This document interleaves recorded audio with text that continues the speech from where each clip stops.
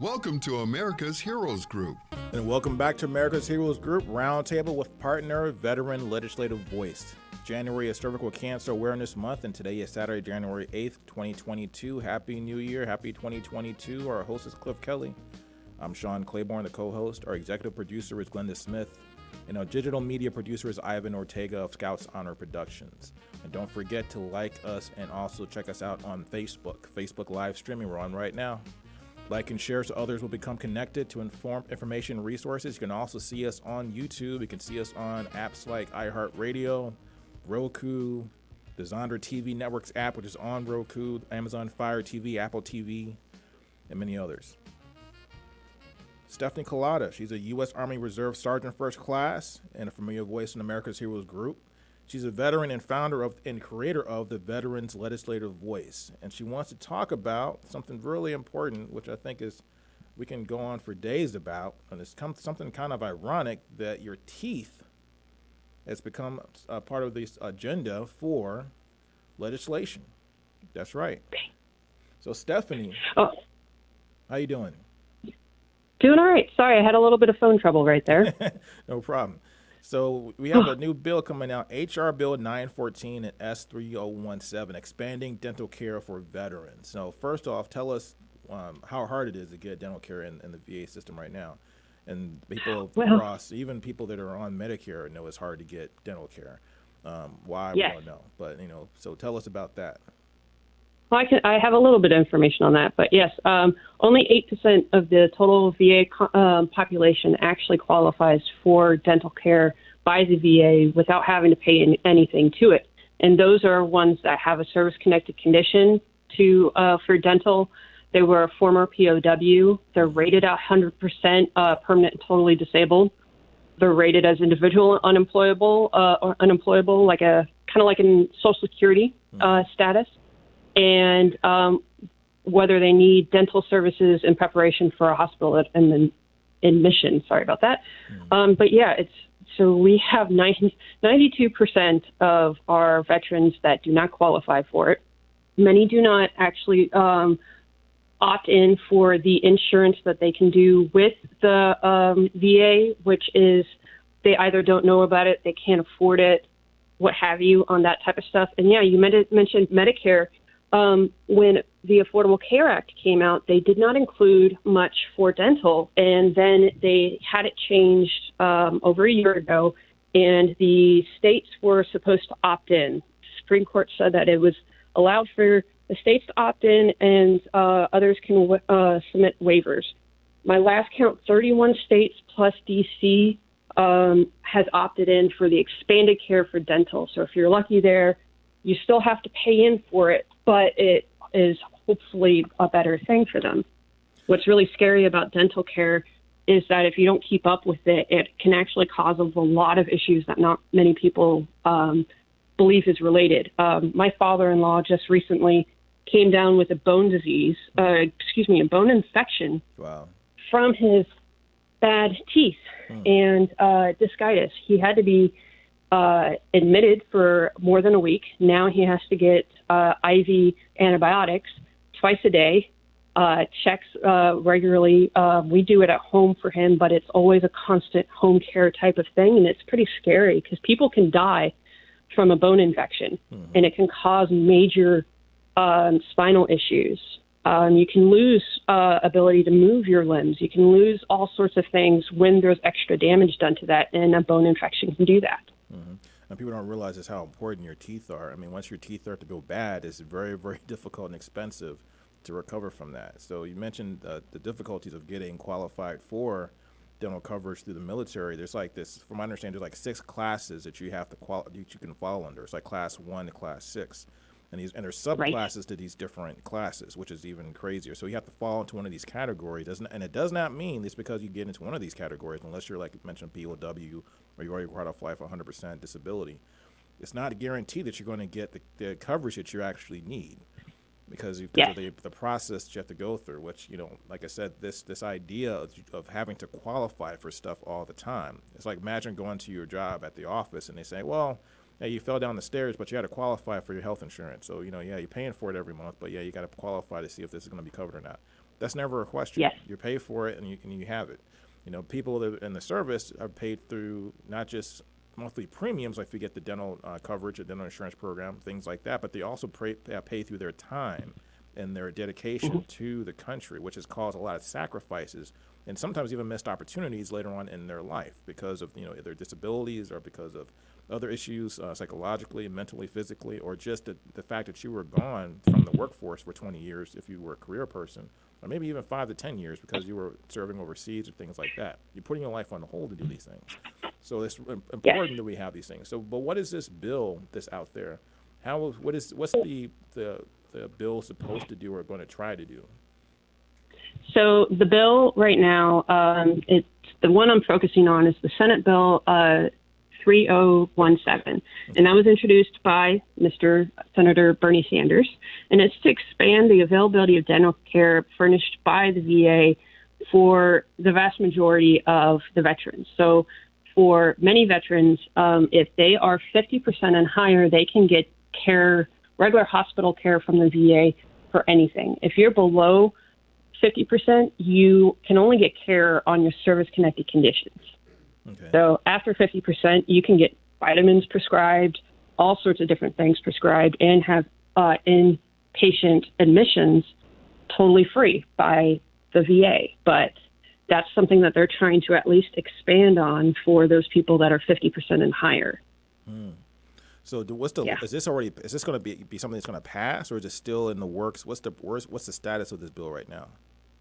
It's still in the committee. Right now, there's only 5 co-sponsors. I've been working with Larry Namziek. I think I cannot pronounce his last name right. I'm sorry, Larry.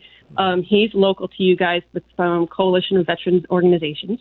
And we've been trying to get more senators to co-sponsor and try to get some more movement for this to move out of the committee. One of the issues we're also having, at least for the Illinois senators, one, Senator Durden had said not that he's at this time not going to co-sponsor for the bill or vote for the bill because right now the veterans already have a dental insurance, which, of course, we already said not many people can afford that.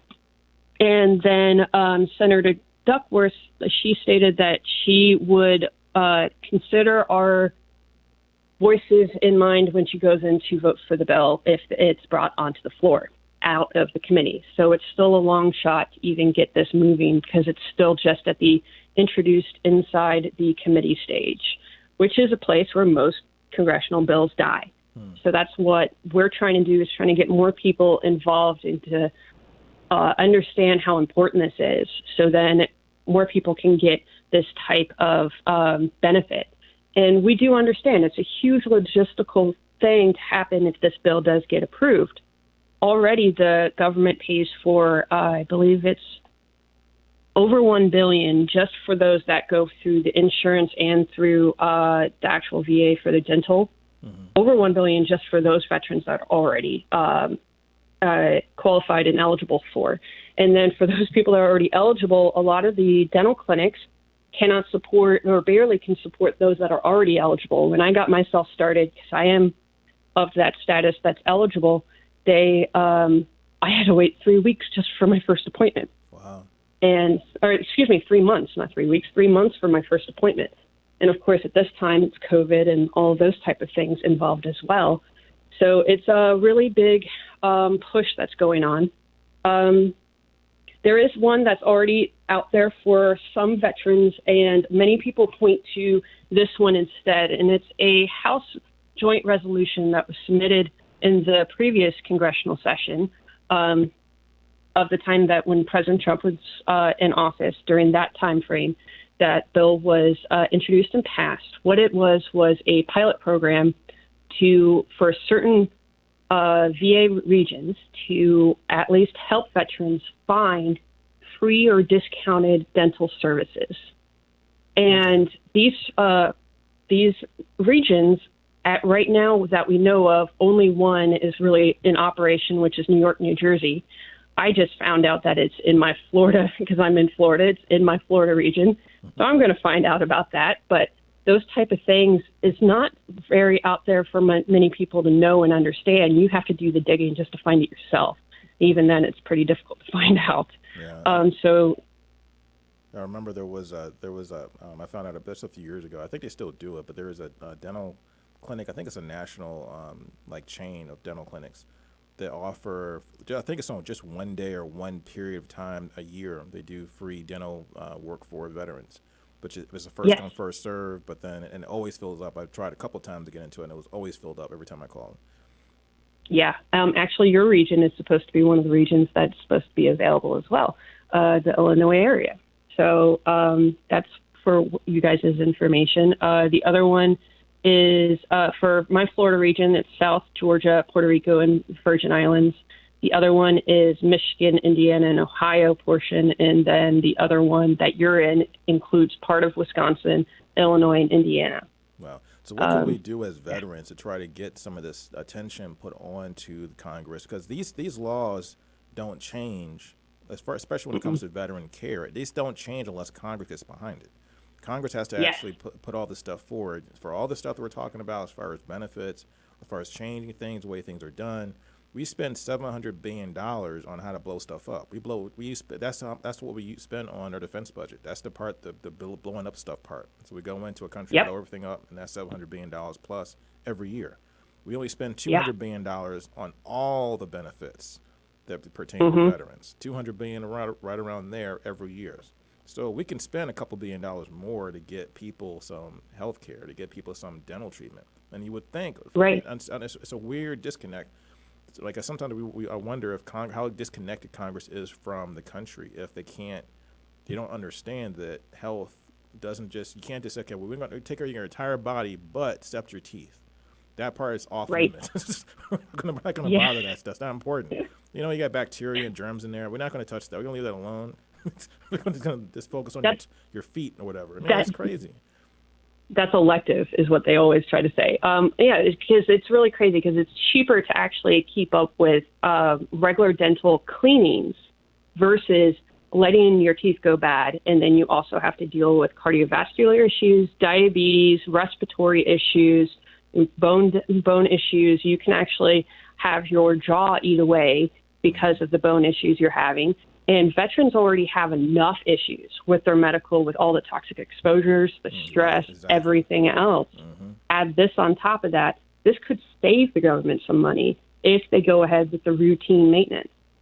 So anybody that's interested, please call your Congress people, call your House representatives, call your senators, tell them you want them to vote for this bill or just a push for more eligibility benefits for dental care. You could show them a picture of your teeth. If it's bad, do it. I mean, I totally encourage many people to at least try to share their story. And I do encourage to call because that is the quickest and more effective way for your story to get out there. They have to log every single call, every single email, every single snail mail that is submitted to Congress. And it is all on a database, and they have that to pull if they need information about their constituents. So call. Yes, definitely. Get behind that because that's something we need to really get on top of. So, how can people get a hold of you and your website to get information about some of these things that pop up? Because I ask you that every week because it's so important the people have to realize, understand, we got to participate and get involved with the democratic process and actually get these congressmen to understand what it is that we want to see change. Like I said, I think there's a huge disconnect between Congress and the American people. People don't really understand how Congress works. You know, Congress doesn't get a lot of stuff done. It seems like a lot of political infighting and pointing fingers at each other, things like that. And that should, if anything, that should be the part of the government that functions. You would think that should be the part of the country that actually does what it's supposed to do because, you know, you guys, that's all you have to do all day. You don't have to do anything else but solve problems. And just look at the law, a bunch of attorneys and lawyers, some of them businessmen and things like that. But just sit down, figure stuff out, talk about stuff. You know, laws, not like you have to rewrite the whole Constitution. The hard work's already been done. That was done centuries ago. You just got to take out. You just got to just fix it, just tweak it. That's all you got to do. Just make it better. You know, it's like somebody giving you an essay to turn into your professor, and it's already written. They just take out the misspelled words. That's all you got to do. Just fix those parts. It's like, man, there's a great example. there's a great example about the disconnect. And my favorite TV show is West Wing, of course, with me, all this legislative stuff, West Wing. And there's a whole scene about how much a gallon of milk costs. And no one can answer except for Charlie, President Bartlett's aide, because you know what? He's actually having a full-time job at like 21, 22, had to quit school and take care of his baby sister. Wow. So he knows the struggle. And so that was the reality that they had to push to those people to understand those things. Mm-hmm. And so I do troll out there, at least on Facebook, social media, just on even my personal page, just to tell people with veterans, they'll start ranting and raving about certain things that can be solved legislatively, and I try to spread as much as possible. And so it's Veterans Legislative Voices on Facebook. Social media, it's Instagram and Twitter. I have my own page, which is vetslegislativevoice.org, and I am sorry if you hear a cat meow. She is very needy right now. It's all good. Yeah, so that's a hopefully, so like I said, we can get more people behind this. 20 million veterans we definitely can make a voting block if we just talk about a lot of the things that are important. And then also, like I said, changing this mindset, which is a weird mindset to me, because I'm not even sure, I haven't done enough research to understand if it's the same way around the world or just United States, but the idea that our veterans have to fight for care. You know, this idea that you have to qualify for something that you already qualified for because you wore the uniform. You did your job. You did what you're supposed to do. So why isn't the health care, why isn't the benefits just automatically extended to you? It's like if somebody says, okay, you worked 30 years for a company, but you got to qualify for your retirement plan. We're going to put you through, we have to fill this paperwork and see if you actually qualify to retire or get a pension. You put in the time, put in the work, you get the benefits. You know, so the idea of this trade-off to me is it has to go away. I mean, it just doesn't make sense. Many veterans, I mean, from their experience in the military, they have this huge experience of lack of power. You know, the government owns you. They tell you where to go, what to eat, what to do, everything. So a lot of people have this sense that they can't make that difference in their lives or in other people's lives. That's and powerful. Yeah, and so one of the things with social media, which has been so great about it, is because of the hashtags. I mean, I got my start was hashtag I am Vanessa Kean, and other things like that have really brought out more stories, and that's where Congress is actually listening. Many of them do look on those trending hashtags. You can tag them. They have those social media tags that you can tag them in. You know what? They have an aide that is supposed to check all of those. Wow. So, yes. So use your social media. Find out the tags. You can Google them. Many of their websites of the Congress people, they have their actual social media tags on a corner of their web page, because 99% of them have their own web page, have a professional social media thing, and they do have aides that do answer those and do track them. So you do have the power, and it's a great power, and it's amazing to watch it in action, especially in congressional hearings. I think it's also important making sure that we as veterans in the veteran community also connect with civilians as well, making sure they understand, because the average person who's never served in the military, a lot of them, people think that we just get all these benefits. So if you go in the military, like the path of gold is paid for you automatically as soon as you get discharged. And that's not really, that's not how it is at all. I mean, it's a struggle. If you had a family member or somebody that ever had to apply for benefits, it's a maze of paperwork. I mean, it's getting better now because of technology. We talked about that in an earlier segment. Technology's made a big difference as far as getting things more automated and systematic and things like that. And maybe down the road, that might lead to what we should have been doing, 100 years ago, which is, like I said, making sure that when you put that uniform on, my proposal would be if you're in there 6 months, you come out of the military, you should have all your health care taken care of through the VA. You should have all your education benefits out there for you, lined up, not something you have to apply for and reapply for and fix this paper and that form and stand in line for 5 hours or 5 days or 5 years. All that stuff should be laid out for you without a fight. That stuff, you've already earned those things. So why are you having to go and get a part-time job just to fill out your paperwork when you should be just getting these things as you've already served your time? And then you have people that are dying, literally. Mm-hmm. Yeah, people on the waiting dying. because on the waiting benefits. just to get their stuff done and approved. Yes. And so then their spouses and their children are fighting for those benefits because that's their due as well, is that once they pass for those service-connected conditions that they are owed, it is supposed to be passed off to the children in, death and duty compensation. But those type of things, if they actually were supposed to get that, they will backdate to the time frame that they kept their appeal alive up to their death. And then the parent or the spouse would actually get that money. So there's more than just the veteran. It's their families that's fighting for this too. And it's and then the system that we have, like I said, I mentioned before earlier, six classes and including subclasses, also subclasses, just to get dental care. Like you need to classify 6 different ways of maybe getting part of or some of or all or none of benefits.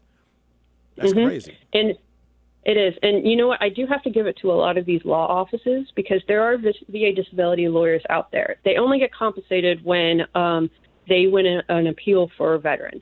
But many of them put actually a lot of assistance out there on how to fill out a form. What does individual unemployability mean?